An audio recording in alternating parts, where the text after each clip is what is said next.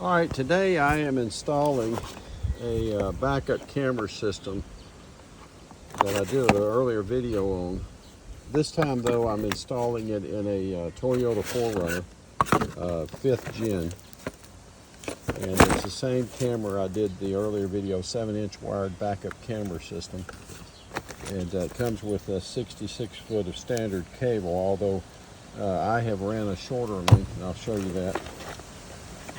Here is the camera connection cable and power connecting cable. This is the actual camera, and it is IP69K. It has some lighting on it. This is for hardwiring the power, which I'm going to do. If you wanted to, you could use a cigarette lighter adapter. And this is the mounting bracket for the camera itself. Now, the reason I'm doing this is the 5th gen Toyota has a backup camera for the vehicle. This camera is being used for a Casita travel trailer. I've installed a camera on the back of my Casita here. I'll show you that real quick. And I have, at this point, mounted it at this point here so far using 3M tape. And I'm working on waterproofing it to make sure. It's IP69K, but I'm going an extra mile. So anyway, I'm going to have a pigtail type connection between the 4Runner and the Casita here. Here's that aviation cable coming from the camera. I'll have a patch cable. In the second video, I'll show you how I run that cable actually in the Toyota. So let's get to it. Okay, now on the 4Runner, I've taken this little kick plate out. You can see my spoons. I use a little plastic set to just easily pop them out of place. If you come underneath the Toyota, you'll see that they have already come up with places that you could come up with a wire. So like if you're installing a camera and you're wanting hardwired run wiring under the vehicle, you don't have to drill through the frame or anything. Just come under. Toyota has already made you locations. Here's one here, right there. And you can see it just had this plastic, well, not plastic, rubber cap inserted. And what I've done is I've just slid a little hole in there, and I'm running my wiring in there, and I'm going to push that into the vehicle. And then I can run my wiring underneath the frame of the vehicle. So there's one there, and then if you look, there's another up toward the front, closer to the front here. Let me see if I can find it for you. Right here. You need to get even closer. So there are spots, if you just take the time to look at it, it makes it easier to install this when you're running wiring. And here you can see now I've run the wire in. It's going to be inserted under that kick plate. And then I went ahead and put the cap back on, and you can come back and seal that. So let me get my camera. You can see cable going in, and then I'll just seal that off with some black silicone or something and close that off.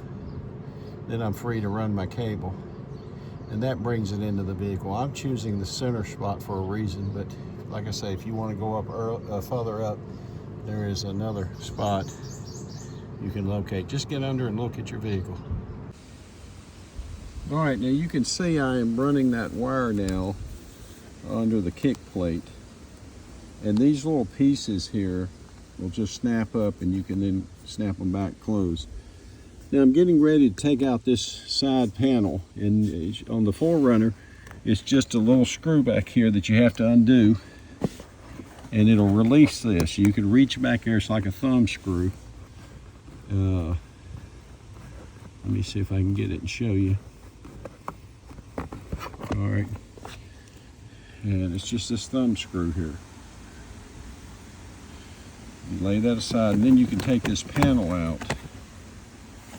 Now, what we're going to do is we're going to find us a 12-volt source here. We have a couple of options. right here along the side panel, the door panel here, we can probably find a 12-volt source and a ground, or we have a fuse box right above here. We could do an add a fuse or something. So I will tap, and first I'm going to get me a test and find me a 12-volt source. And the camera has a power on off button, so I'm going to use it. But I'm going to now tap and find me a source of power, and I'm just going to run then this and hardwire it so that we don't have to worry about taking up a cigarette lighter port. And here's a wire. There's a positive and a ground there, and these two come together, male female there. And so all I need to do is get a power source here, and I'll have power to the camera. All right, let's get at it. Okay, I did hide my wires under here. Now here's that second channel, which you could have a second camera if you wanted to run out with it, but I did come up and tap in. Now I installed a brake controller earlier in an earlier video, and I tapped off ground and used my power source there on this panel, behind this panel. Now I'm going to close this up, and then we'll go on from there. Okay, you can see my final now. I pretty much am testing just to make sure I've got picture in the back, and I do. I've connected by pigtail up to the Casita camper now from inside the 4Runner, and I've got picture, so I know it's wired in, it's working. Now the finish is to make a decision where I'm going to install this. And I left this cable, I ran it with the longest piece left, so that if I decided I wanted to move it, I'd have the cable. I can always hide the cable. I'll either come in here and hide it in the dash and end up mounting it up here somewhere, or I may move it to a different location. I haven't decided, but again, that's the basics of installation of this system for a Casita travel trailer, using my tow vehicle as a Toyota 4Runner. All right, and thanks for watching.